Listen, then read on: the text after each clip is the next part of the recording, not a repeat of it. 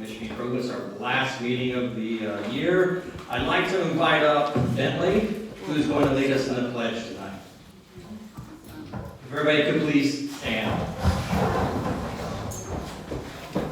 Bentley, you need to hold that. And speak into that. You can, okay? There you go. Let's go. I pledge allegiance to the flag of the United States of America and to the republic for which it stands, one nation, indivisible, with liberty and justice for all. Thank you, sir. Thank you, sir. Yep.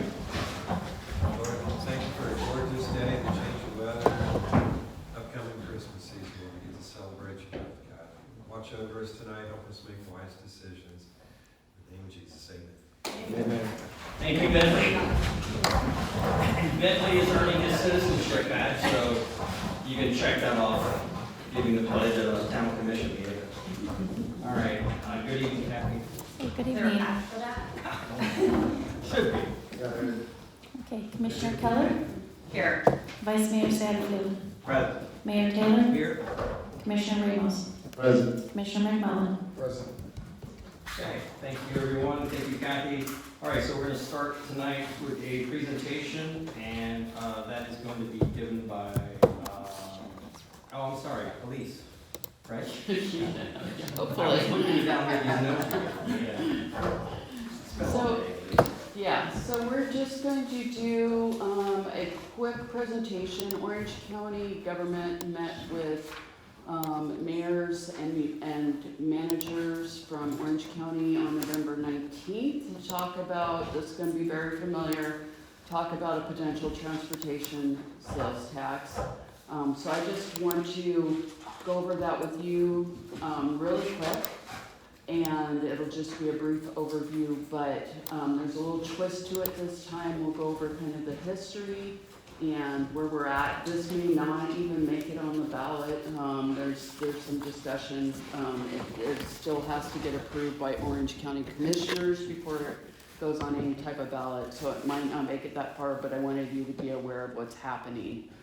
So basically, the presentation outline is, we'll talk a little bit about 2022 sales tax for those that remember that one, the 2022 efforts, and then current efforts for this time. So 2022, if you remember, there was a community-wide engagement to get ready for that sales tax referendum. There was a lot of surveys completed, a lot of community engagement opportunities for that one, a lot of community comments and recommendations received, and then it went, basically everybody said, you know, there's a need for transportation improvements, you know, based on everything, right? And so I think what happened at that time, where we did, the town of Oakland provided a letter of support to the county for that one.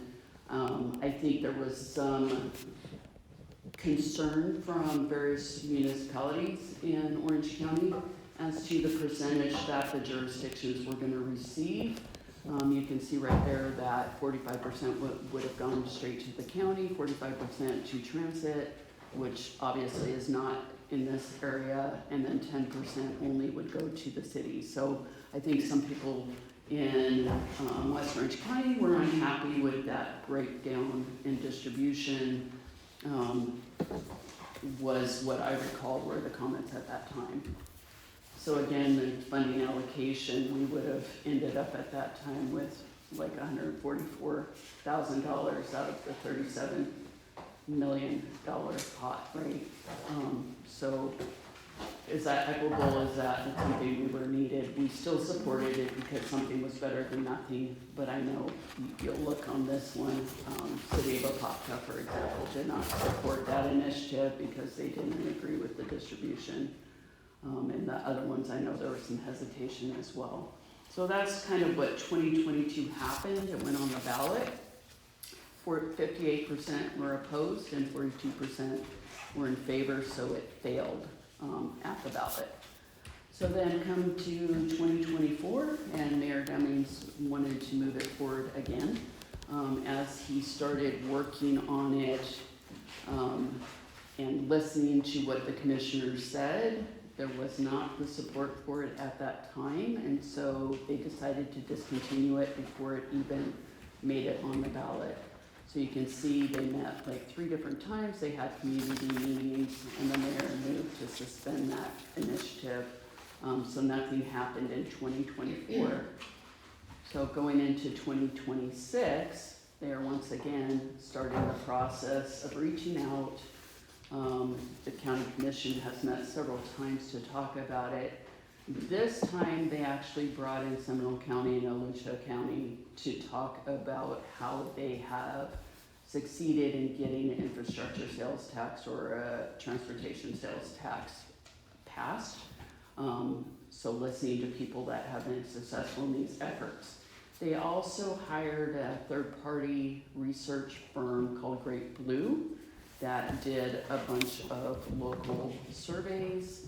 And so Great Blue not only looked at transportation, but a whole bunch of other areas of interest. And so what they found on the market research side was they looked at, like I said, a variety of different areas: quality of life, transportation behaviors, roadways, bus and rail systems, stormwater management, natural resources, infrastructure priorities, and trusted communications. So they figured while we're doing this survey, we're going to check a variety of things, not just transportation.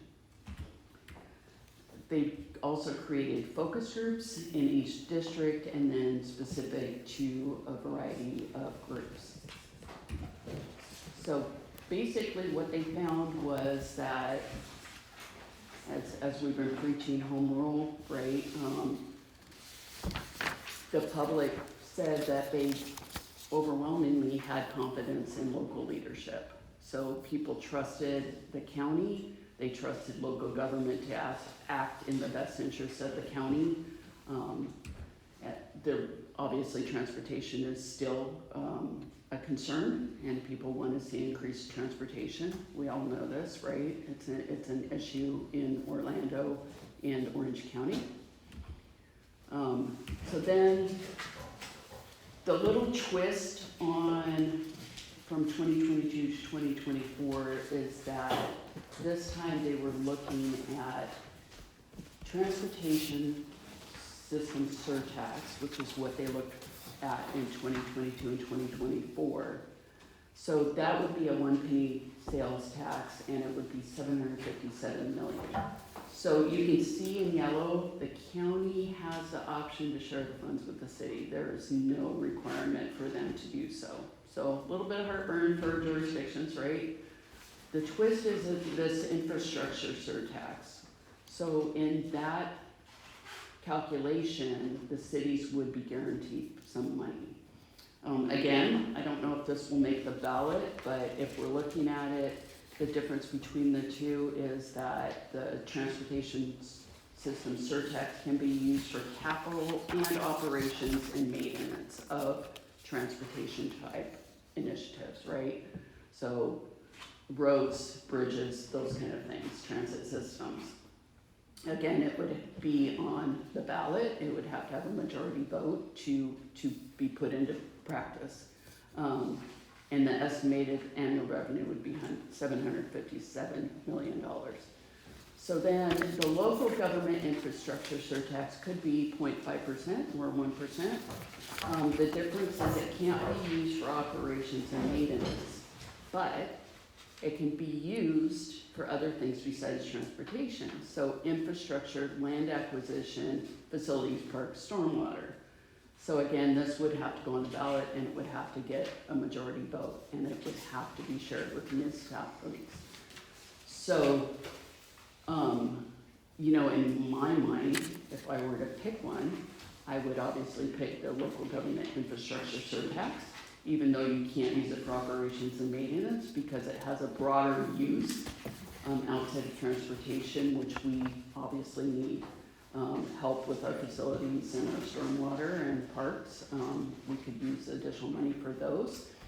And there would be a sharing that would have to take place with the municipalities.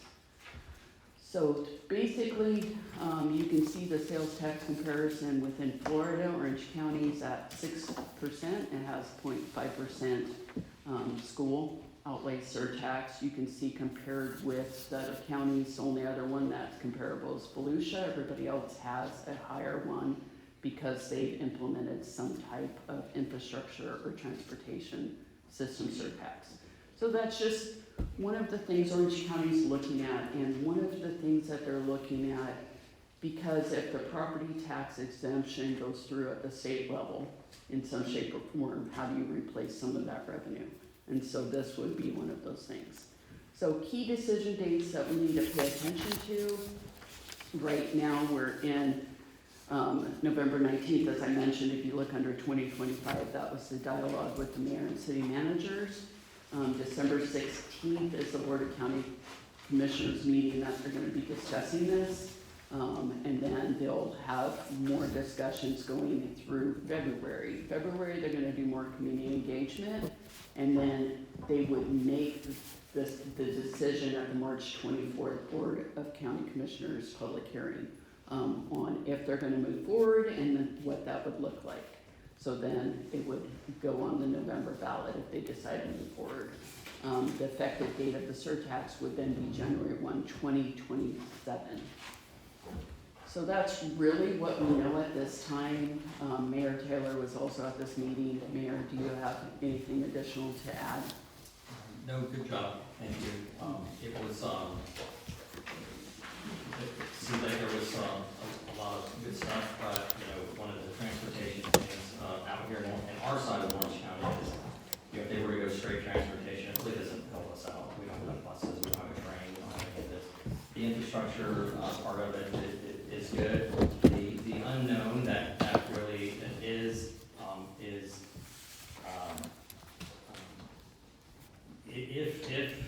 if we'll way back up, the unknown is gonna be the commissioners in Orange County, like they did last year. They could sit there and say, we don't want this to show up on the ballot, and then it's done. It's not gonna show up. It could show up again like it did, and it could get approved or rejected by the voters. You know, is next year a good time to do that, because you have Tallahassee doing their homestead tax issue, so there's an opportunity for some people looking at that and say, well, you're gonna save me money, but you want me to spend more money. So it's just maybe not, the timing's not right. Other than that, we'll have to just kind of wait and see how the county commissioners approach it and what they say. So I got a question. I thought before they were gonna try to add more buses and more options, so that's not even a part of the package anymore? They didn't talk about anything about adding routes or routes or links or anything like that in the meeting. It was, Okay.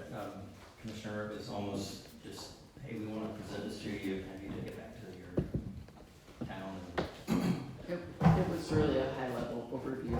And then when the municipality said, what we would like to see, if you want us to sell this for you, right, we would like to see your list of projects, and they said, no, it's up to you to come up with the list of projects. Right. Yeah. You know, which is, I think what they were trying to do, and what I got out of it, was, they were just trying to sweeten the pot a little bit to get you to jump on board and have everybody reach out to your local, Orange County Commissioner and say, hey, I'm for this, or show up at the public hearing and support. But Yeah, I know the road show that Jerry was doing, it was adding more bus routes, and that was one of the biggest things that we missed when it was snatched away from here from Oakland without us even knowing about it, you know. I mentioned in the meeting before, I just found out, just hanging out at the park one day, and one of the former bus drivers told me it was coming, yeah. that Lynx was cutting back. Yeah, it was, Okay. like I said, there was not much detail at all. For what basically Elise showed you was the presentation. That was it. So do I understand this right? Is it the gas or the transportation or infrastructure, or is it They gas didn't- is they- a definite, Yeah. transportation and infrastructure are the two that are up for question? they didn't really seem like they were talking about gas tax, nor were they interested in that. They really talked about the transportation system surtax or infrastructure surtax. Okay. Now, I do know talking to some of the county people in the past, tax on gas, I don't think we've had an increase on tax on gas in a long time. It's been a while. And that's been a big issue of why haven't we, to keep up with the growth and the cost of maintaining these roads. Yeah, and if the breakout goes that way, if it collects $757 million, I think the breakout was 33, no, what was that breakout? 10% of the 757? Is that correct, or is it more than that? It comes back, but then it's gonna be split up between all the municipalities, so split up between, but it's based on your population that you have. So Oakland having a population of 5,600 people, compared to Apopka or Winter Garden, it's really small. But as Elise alluded to at the beginning, something's better than nothing at that point, if it goes through. And if it does come our way, Shane, we do have a metro plan, when we get together and we've been requesting the links to have a stop here in Oakland, which is needed as we get closer to the 10,000 mark when we do build out. And one of the stops was designed by FDOT and the links for the 4th Street and Colonial, that corner, that's complex to have a stop there. So when that gets going, we're gonna circle back with Metro Plan to make sure that happens, because that's the promise they had for us. So whether we get this passed through DCC and they push it, we'll still benefit through the stop that we need here. There'll be a lot of staff, and employees who will have to use that stop there, Yeah. that corner. Agreed. Yep. Anyone else? No? Okay. All right, thank you, Elise, for that update. Let's move on to the consent agenda, and on tonight's consent agenda, several items, it's approval of the 11/10/25 Town Commission regular meeting, approval of the 2025-26 electric contract with Orange County Supervisor of Elections, approval of the First Amendment to interlocal agreement with Orange County for fire prevention and rescue services, approval of out-of-field t-shirt assignments, approval to dispose of town-owned assets, and one item we do want to pull for the agenda tonight is the approval of landscaping proposal. It's not quite ready there yet, so if anybody would like to have any questions or have any questions, not making, entertain a motion. If there's no questions, then I'll make a motion to approve the consent agenda minus we're taking out the landscaping proposal. All right, second? All in favor? Aye. Okay. Moving on to resolution number 2025-14, Live Local Act Property Tax Exemption. Our town attorney, Garrett, you're gonna fill us in on this? Absolutely, this is. Oh, Kathy's gonna read it. Want to read it? Yes, Yeah, yes. we do. A resolution of the Town Commission of the Town of Oakland, Orange County, Florida, pursuant to section 196.197830 Florida statutes, electing to not exempt property from ad valorem property tax under section 196.1978 3D 1.A1 Florida statutes, commonly known as the Live Local Act Property Tax Exemption, providing for incorporation of recitals, required findings, direction to the mayor, direction to the town manager, applicability, severability, and a conditional effective date. Sorry. That's a lot of words. Mayor, thank you, Vice Mayor, Commissioners, good evening. This resolution is from our office. We recommend the Town Commission adopt it. What it is, a few years back, Florida legislature created a property tax exemption for certain multifamily projects that met certain project criteria. Essentially, the median income of the folks who took advantage of those units was between 80 and 120% of, let me get this correct, the median annual adjusted gross income for households within the metropolitan statistical area. Those projects could get some property tax relief. The legislature, looking ahead a little bit, said beginning this tax year, taxing authorities, which the town is, can opt out of that particular exemption if it makes certain findings and adopts a resolution or ordinance before January 1st of the next year, which is coming up. So this is, I can tell you, this is a standard form resolution that we've pushed out to all of our cities. Just about every city, I think, in the state has this up for consideration this month. So this is something that everyone is jumping to take advantage of before the new year, which is only complicated by the fact that the annual report by the Schimberg Center for Housing Studies at the University of Florida is delayed this year because of the federal government shutdown.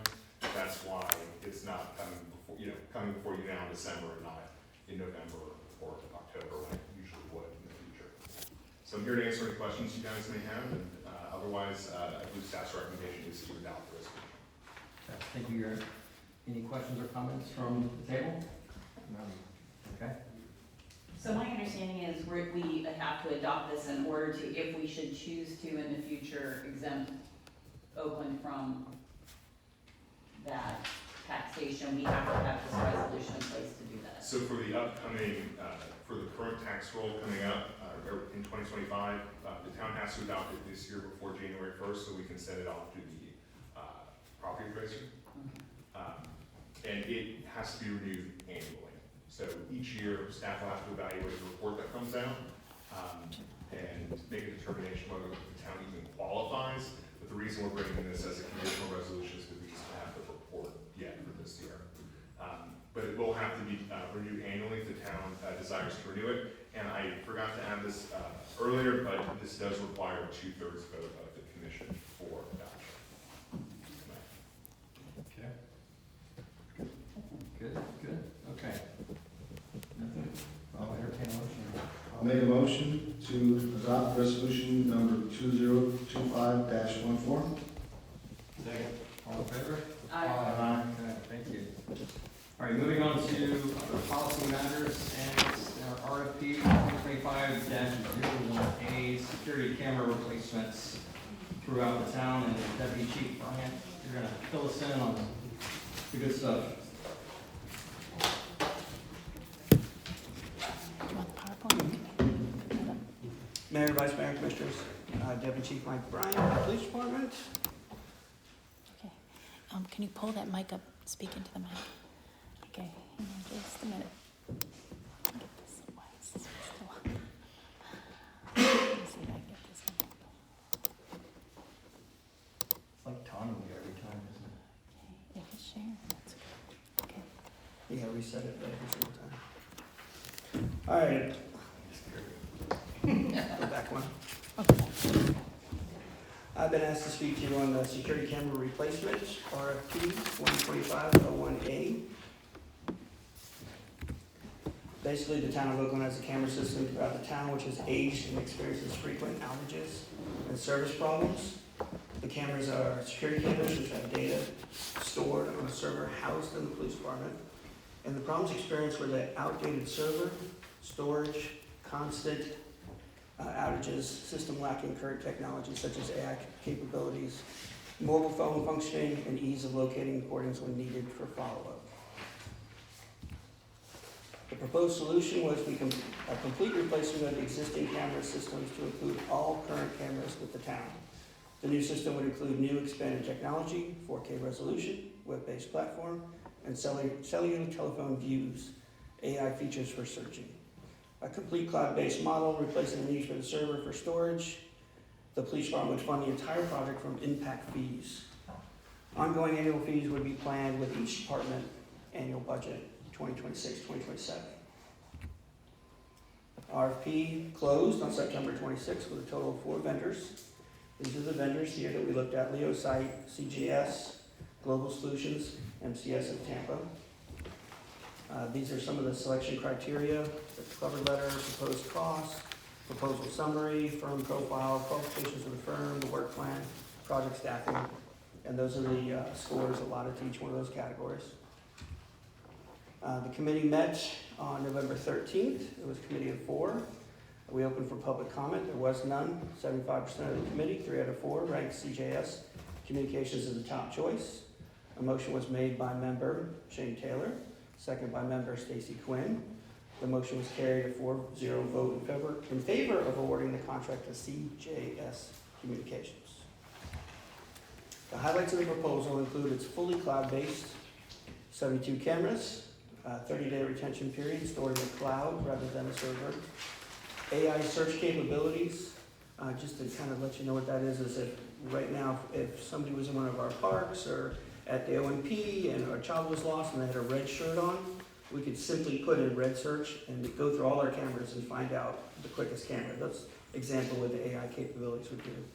Installation will use existing cables where possible, and the plan would use a Avigilon Alta, a system matching all specifications that are requested in the RFP. What we did there is we wanted to make sure that whoever did this for us did not use proprietary software. So if for some reason we didn't like the way they were handling it, we wanted to switch, the cameras are ours. And it can be used by the next company, whoever we pick down the road. We wouldn't have to start over the whole situation and buy cameras again and whatnot. So we made sure that the cameras could be run, if you will, by anybody down the road. And the camera offline alerts can be remotely repaired when possible.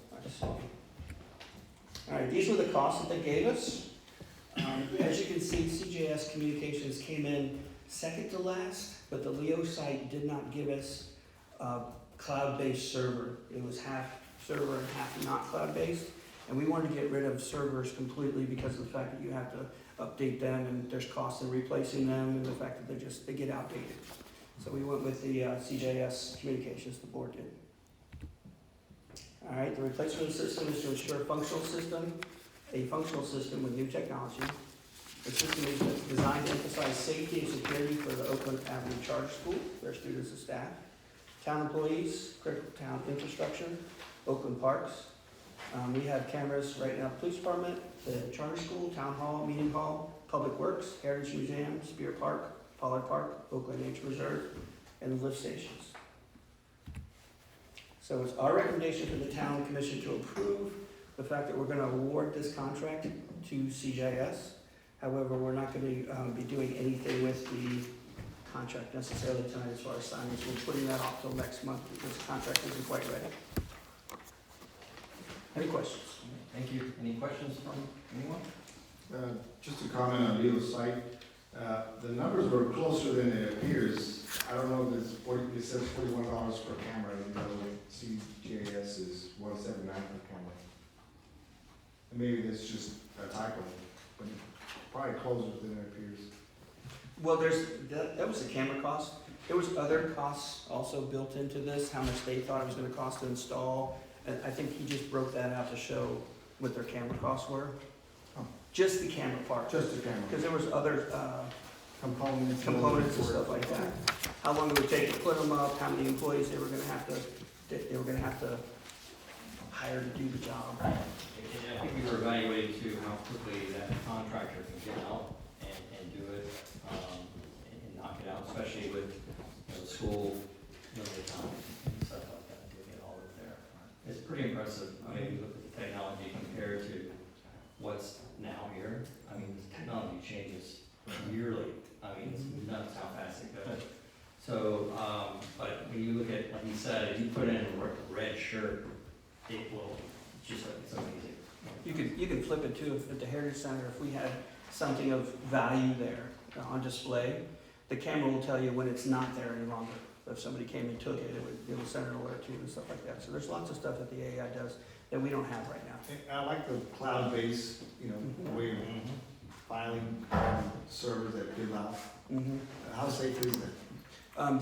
As far as the companies go, it was all broken down and that's how the bidding proceeded. They had the best product for us. Yeah, it's amazing. There's a lot of cameras around town. Watch out what you do. Yeah. Yeah, that. Don't wear a red shirt. So, Santa tracker on it. Okay, thank you, Mike. Any other questions or comments?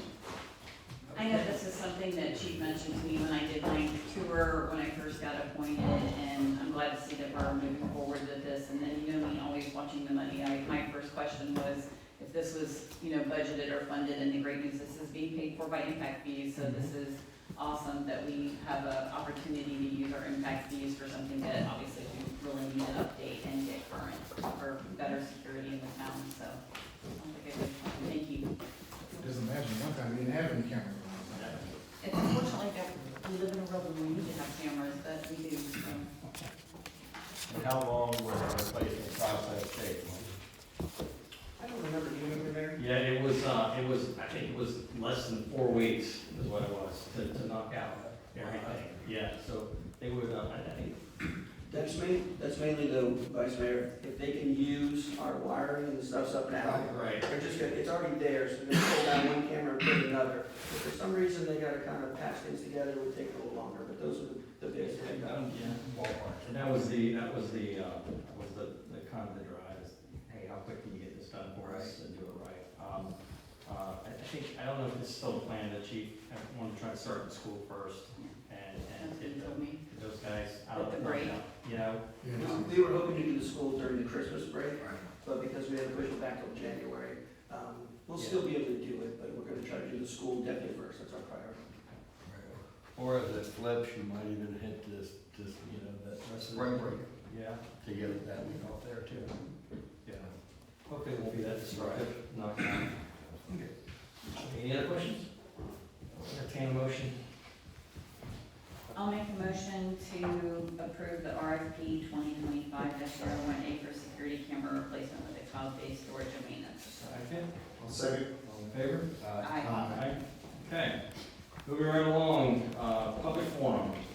Open it up to anyone in the public that has any comments they would like to make related to the town that's not on the agenda tonight. What do you want to talk about your? She came with the sign. Came with the sign. So I guess the reality, Joe, for you, it wasn't a question, it was a statement. Jill Cox, 301 North Walker Street. Just to remind everybody, Saturday, weather looks wonderful. We're gonna start lining up at 5 o'clock at Spear Park. We timed it today, it's about 45, 50 minutes. We have judges throughout the neighborhoods that are gonna text the winner pictures to us, and then we'll award at the History Center on Petrus is where we're ending at. So we're encouraging people, if you can't be in it, get on your driveway and watch it. And Santa's pulling up the rear. So, always, I'm sorry. You have to say it like that. Thank you, Joe. And hopefully there's a large turnout, on there. And your map, And no fires. no fires, and your map, covers pretty much a good part of the town, so, excited, to participate in it. Anyone else? Okay, so moving right along, please. So there's a golf cart parade Saturday. Santa's Lane was a great event. Last Saturday, the weather just barely held out, so it was great. There was a little less attendance this year, probably due to that weather, but we still had probably about 1,000 people attend. And I just want to give a big kudos to Megan and the community outreach group, the police department, and the public works group, because it takes everyone to make these events happen. So a lot of happy kids, which is what we want to see. And of course, a big shout out to Santa for doing the Santa thing and Mrs. Claus this year, which was new to the event, which I thought was great. Trees of the Season, just a reminder, Trees of the Season runs through January 3rd, so if you haven't had a chance to get over there and vote, do that. There's some great trees this year. We also have an amazing exhibit called The Sky Remembers over at the Arts and Heritage Center, put on by the Orlando Camera Club, and that will run through January 9th. December 13th will be a Christmas market, so that's the regular farmer's market day, and then our special day will be December 23rd, so that's the Tuesday of Christmas week. And it'll be a Christmas market with a jingle bike parade as part of that for the kiddos, so another thing to look forward to. We currently have a call for art out. There's flyers on the table for Black History Tribute 2026, and it's celebrating art and icons changing America, and those are due by January 3rd. So there's information over on the table on that one. And then Oakland Nature Preserve is also having a bird watching adventure on January 3rd. So you can go to their website to sign up for that. And I would be remiss if I don't mention our new HR managers here. Ashley Wusupidi started on November 24th, and she has completely hit the ground running. I'm very impressed. We are very happy to have her as part of our team. That's all I have. Thanks. Welcome, Ashley. Thank you. Good luck. Do you want to mention closures, town closures for the holidays? So we will, let me look at my dates real quick. Sorry, put you on the spot. Good point. So we will be closed, I'm sorry, on half a day starting at noon on Wednesday on Christmas Eve, the 24th, and then full days on the 25th and 26th. So those are closures, and then again, on New Year's Eve, since we won't have a meeting before that, we will close half a day on New Year's Eve, and then on the 1st and 2nd of January. Okay. Thanks. Take your order bill early, right? Yeah. All right, so Ashley, we'll put you on the spot, and what we do is we usually go around the table to all the department heads to ask if anything you want to talk about in your department or anything? Well, first I want to say, Ashley Wusupidi, I'm looking forward to being part of the strategic vision here at the town of Oakland. There are 2 entry-level positions that we have open right now. One is set to close this week Friday, and that is for our finance department. We have a utilities billing clerk. Again, entry-level, main key there is to have some Excel experience. And the next position is within our public works group. We are looking for an administrative coordinator. So any referrals, recommendations, if you can direct them to our website, I'm happy to take emails as well, so long as they fill out our application, and we'll go from there. Great. Thank you. Kyle, good evening, sir.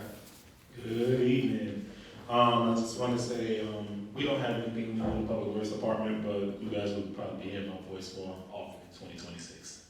You know, you're not always gonna get off this easy. Okay, I'd just like to thank Lieutenant Castro for how he ran the Christmas parade this year and the Santa event with the police department. We are fully staffed, but we're hiring more reserves right now. We just put a couple of reserves through the testing process. They have to take a written test to make sure they can rewrite arithmetic and that kind of stuff, civil service exam. And then they have to do a pack test, running, jumping, and climbing fences, pulling a 150-pound dummy, so many yards and stuff like that. And we've got a couple of leading candidates that might be coming on board soon. Great, awesome. I'm gonna bring it back to you, Elise. I know my partner's not here. Do you want to talk about something that happened last week or this week? Yeah, so completely skipped over that. So we were awarded $2 million in a grant from the state of Florida, FDP, for septic and sewer on Briley Avenue. So it was something he put in for at the last minute, and we just found out last week we were awarded. So that will be a huge influx to help with our septic to sewer conversion. So we're very excited I about think that. that's on top of our 1.6 that we already have, Correct. so it's good. So we'll continue to expand in that area. And so it's really Briley Avenue South to the trail area that I think we're trying to target for that. Yeah, found one great, Great news. last minute too. Great. And our public thanks to my partner, wherever he shall be tonight, and for the great work he does. It's phenomenal the money he does, bring in for us, so we do appreciate that. Absolutely. Kathy, Oh, how are yes. you? I'm good, I'm great, thank you. So I have an update, if you haven't heard yet, the qualifying period for the 2026 general election is closed. The results are Chris Keller qualified for seat 1 for a 4-year term and was unopposed. Yumiko Motley qualified for seat 3 for a 2-year term and was unopposed. The unopposed candidates will not appear on the ballot. Seat 4 will be on the ballot with the following qualified candidates: Ann Fulton and Joseph McMullen. Also on the ballot will be 6 charter amendments. Please go to the town's website under public notices to read the amendments. If you have any questions about the amendments, please contact me. Also, all vote by mail ballots expired after the last federal general election cycle. If you prefer to vote by mail, submit a vote by mail ballot request by going to the Orange County Supervisor of Elections website. The deadline to request a vote by mail ballot is February 26th. Great, thank you. All right, so we'll move along the table here, Commissioner McMullen.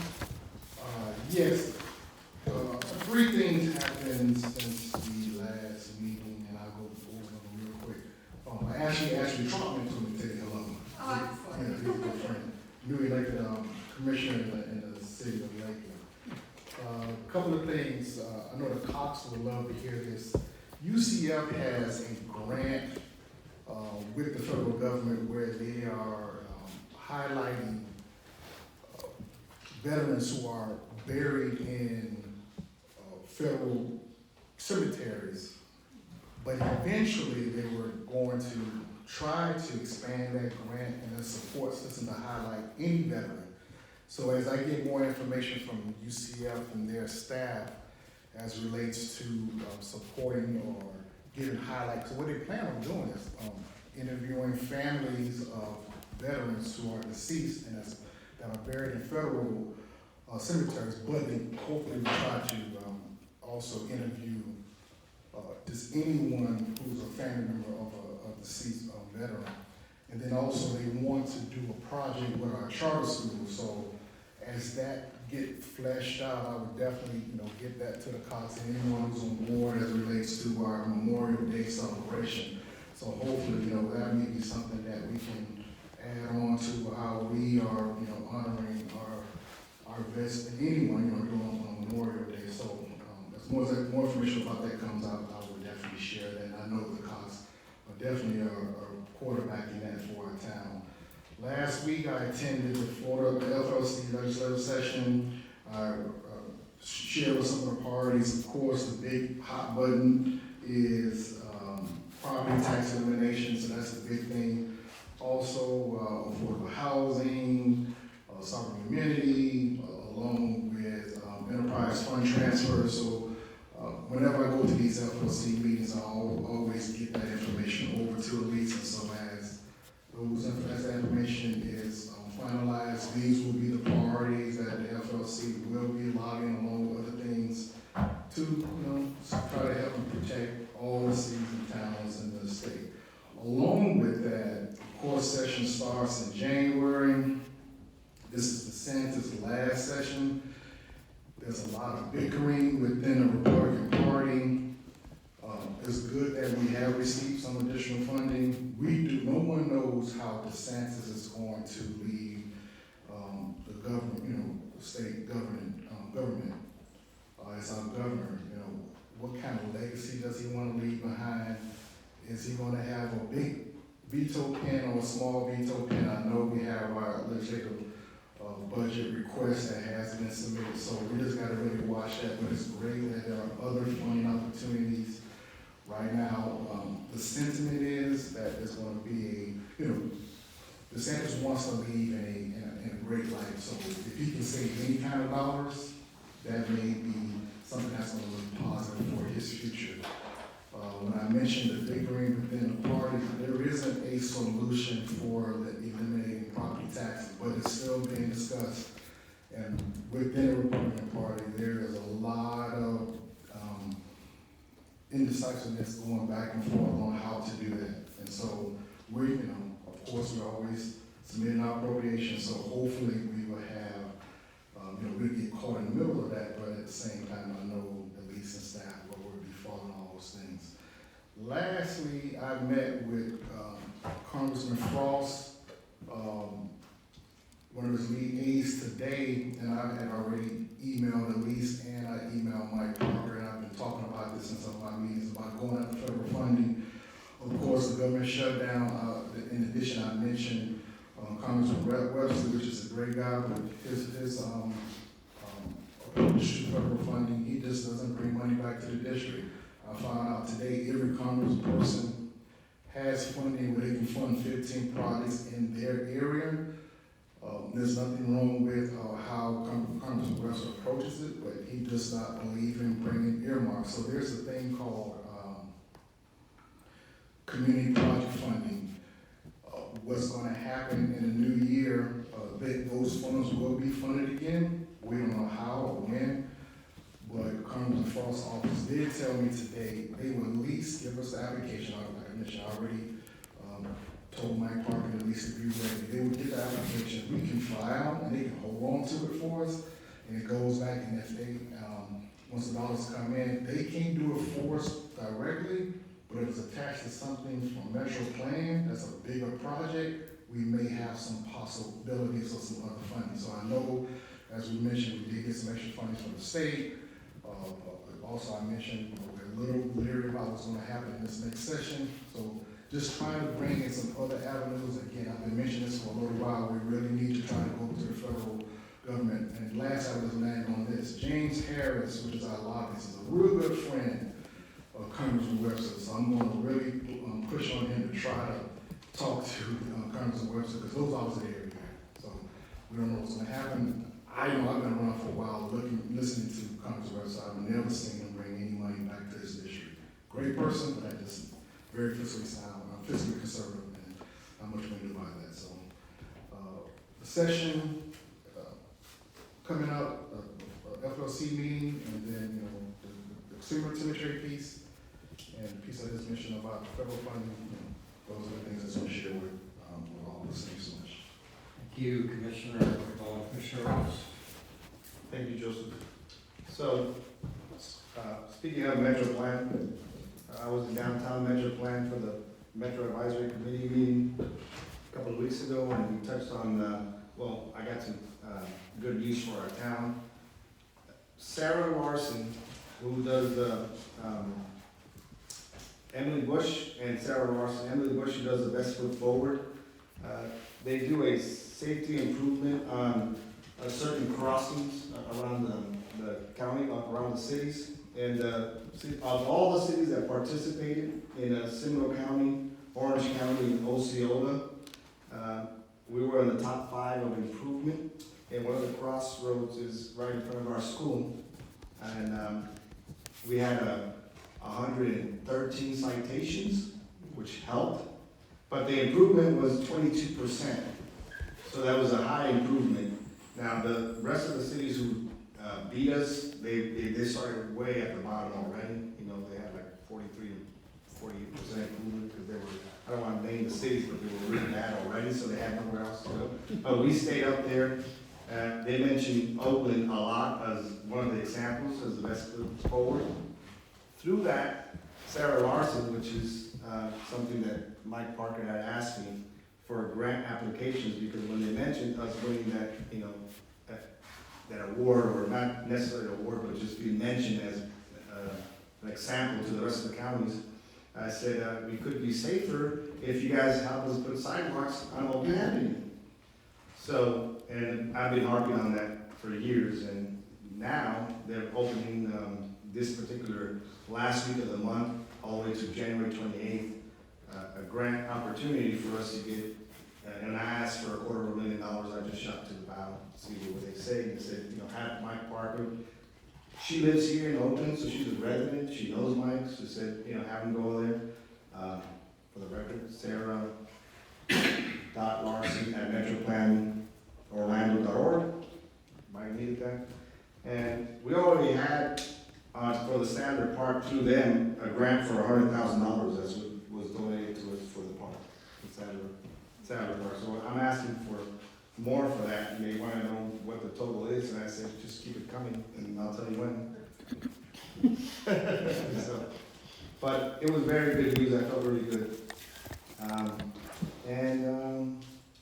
I want to say congratulations, Commissioner Chris Keller. I'm sure you will continue to do a great job. Yomika Motley, she's not here, but I'm sure she will do a great job in my seat. And as well, Joseph, I'm sure you'll do a great job for your next 4 years. So, yeah, thank you. I'm not going nowhere. I didn't run, but I'll still be around. And I'll be involved in our town, and I'm going to be helping our town as much as I can, in which way I can. I love this town. I'm not going nowhere. I'll be around. Thank you, guys. Thank you to the staff that been working real hard all year. Still 9 more days. Yeah, sure, but thank you for this year, for the staff and everything you guys have done, and Merry Christmas. Thank you. Commissioner Keller? Well, I am very excited to be serving the town for 4 more years. It's just very humbling to have been given this opportunity to do this and to continue to do it. I've loved it and enjoyed it, and I hope to continue to do the best job that I can to serve the town. So I appreciate the fact that I will get to do that for 4 more years. So I'm excited about that. I don't really have a lot to add. I just want to say, again, thank you to all of our amazing town staff. I made a little visit a week or so ago to all the different departments and just thank everybody. You know, I say it all the time, and when I see them at the events, we really have such a special thing here with all the hardworking staff, because obviously it's their jobs, but the extra time that they take to attend the events and put on the events and the things that we do have in this town are just so special, and I hope that we can continue to do those. I did have the opportunity to participate in the Winter Garden Christmas Parade, which I have to say was a pretty cool thing to get to do. It was very fun with the mayor and Commissioner Ramos last Saturday. It was a really fun event to attend, and I think it's really awesome that Winter Garden includes us. I think it's a nice thing for the area. So that was fun to get to do. But again, we have such great staff. Thank you guys for everything that you do. And I hope everyone and our constituents, the lovely people of Oakland that have been very kind to me in this new role, I hope everyone has a great holiday season, however you celebrate. And I'm looking forward to a great 2026. Great, thank you. Vice Mayor Santos, I'm Secretary. We just have to make sure you understand Santa Claus in training here I'll be sitting on his lap next year. So you don't know. So you never know. Never say never. So and business-wise, it's nothing but the same to reiterate is my thanks to the staff, to every department. As long as I've been around, I have watched us evolve from our 600 people town to our 6,000 people town.